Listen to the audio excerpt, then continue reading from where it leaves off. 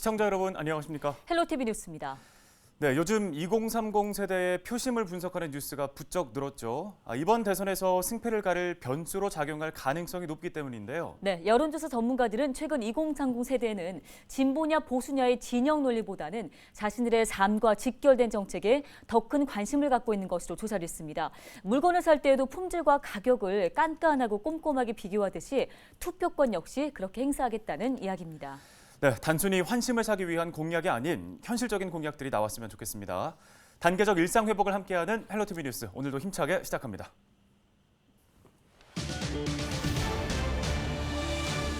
서울시가 신분 당선 서북부 연장선에 대한 노선 등 사업 계획을 변경해 국토부에 다시 예타 조사를 신청한 것으로 알려졌습니다. 은평구 등 지역사회는 사업의 장기간 표류를 걱정하며 해당 사업에 예타 조사를 면제해야 한다는 목소리를 내고 있습니다. 단계적 일상회복 전환 이후 확진자가 늘고 있는 가운데 은평구 요양병원 관련 집단 감염 확진자 수가 58명으로 늘어났습니다. 마스크 쓰기 등 방역 수칙 실천이 중요한 시기입니다. 가을비와 함께 기온이 뚝 떨어졌습니다. 이번 주 내내 초겨울 날씨가 이어지다가 주말쯤 평년 기온을 회복한다는 전망입니다. 서울시가 요소수 비상관리 특별팀을 가동합니다. 서울시는 요소수 수습 물량을 시립병원과 소방, 재난 현장 출동 등 시민 안전과 직결된 분야에 우선 배분하기로 했습니다.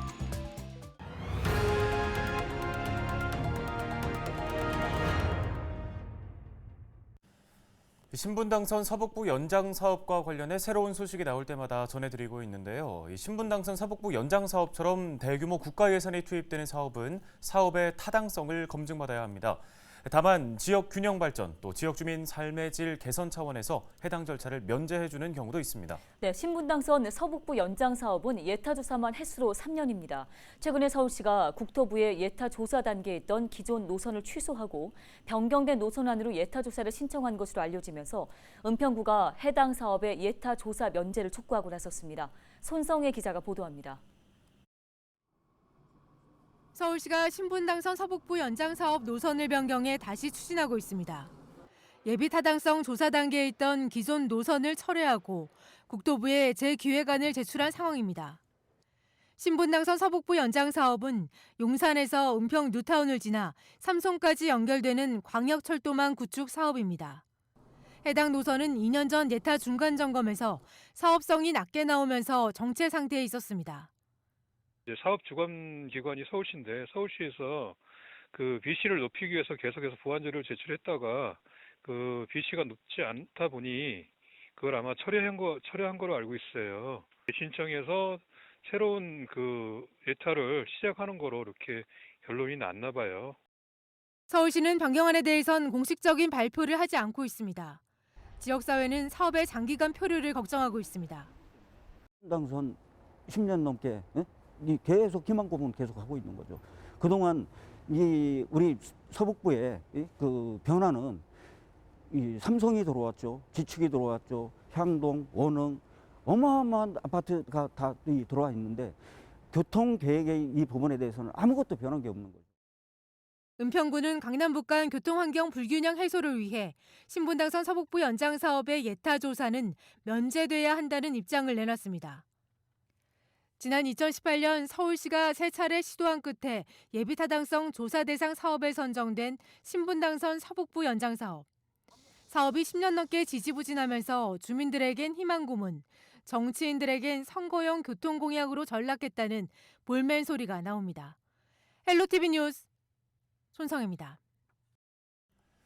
계절이 점점 더 겨울로 향하고 있습니다. 수도권 지역 출근길에 이틀째 비바람이 몰아쳤는데요. 네, 이번 주 내내 쌀쌀한 초겨울 날씨가 이어지다가 주말쯤 평년 기온을 회복한다는 소식입니다. 이정화 기자입니다. 비 내리는 아침 출근길.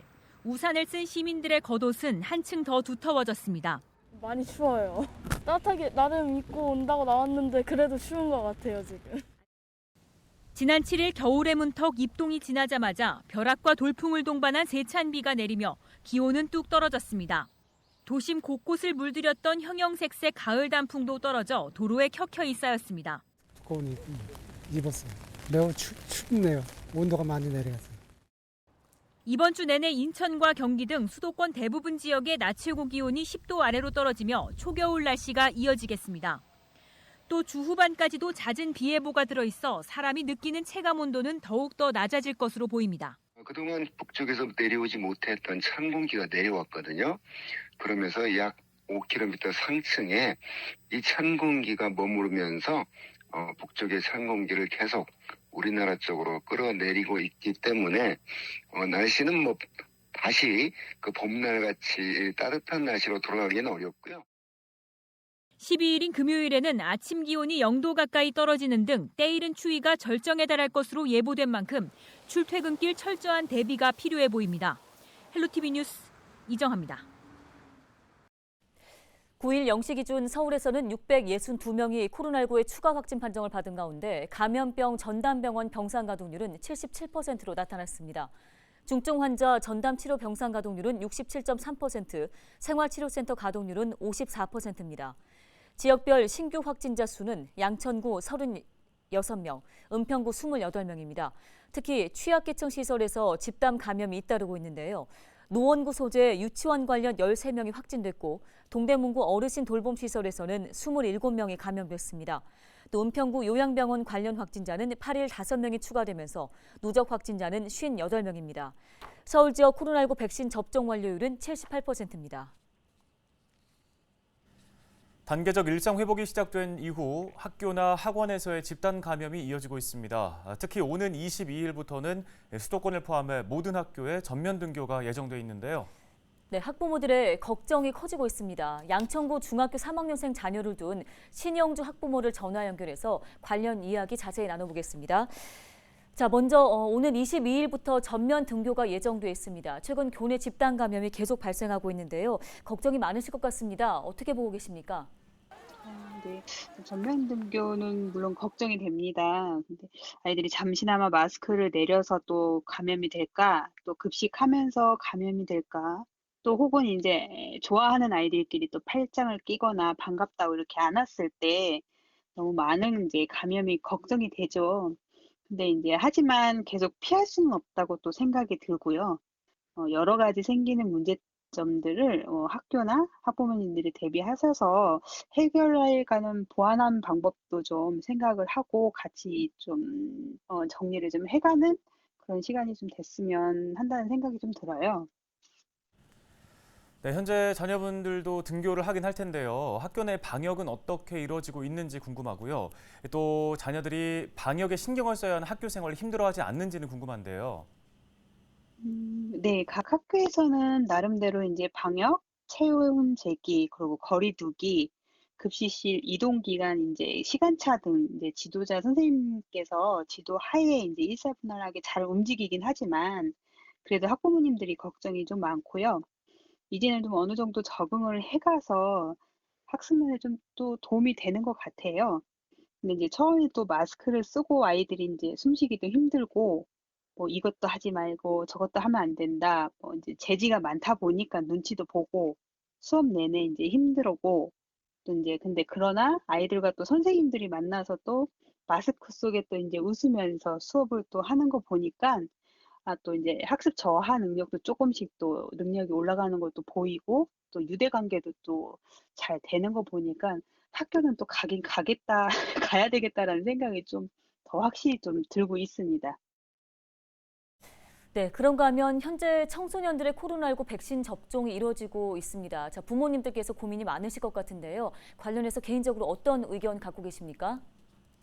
네, 현재 이제 하나둘씩 맞기 시작은 했어요. 근데 이제 시작이 지금 아이들이 백신을 맞으면 이제 3일 동안 등교를 안 해야 된다는 그런 좋아하는 면도 있어서 사실 그렇게 시작은 하지만 또 그렇다고 안 하면 또 저희 아이들한테 또 핸디캡이 지어지지 않을까라는 또 걱정도 있고 일부 학부모님들이 아직까지는 좀 조심스러운 게 마음이 더 커요, 사실은. 그래서 지켜본다는 의견들에 학부모님들이 조금 더 많으신 것 같아요.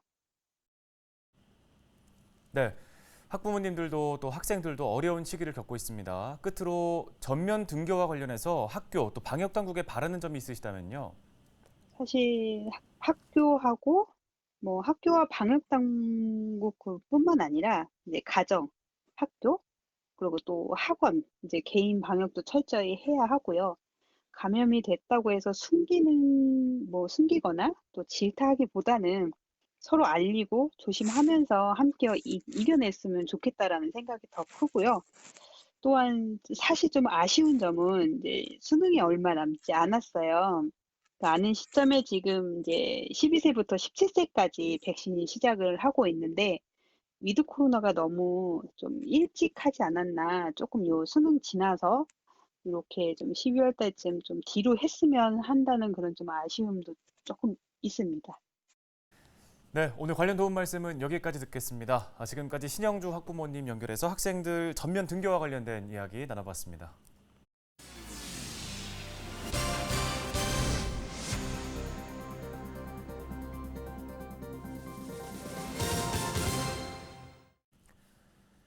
서울시가 요소수 비상관리 특별팀을 운영한다고 밝혔습니다. 서울시는 시립병원, 소방, 재난현장 출동 등 시민 안전과 직결된 분야의 요소수 물량을 최소 5개월 이상 확보하기로 했습니다.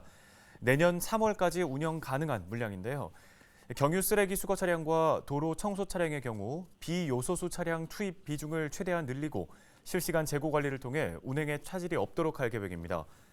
요소수가 필요한 마을버스는 차량 운행을 최소화하고 장애인 콜택시는 요소수 미사용 차량을 권역별로 조정 배치하기로 했습니다. 헬로티비 뉴스가 오늘 준비한 소식은 여기까지입니다. 네, 시청해주신 여러분 고맙습니다.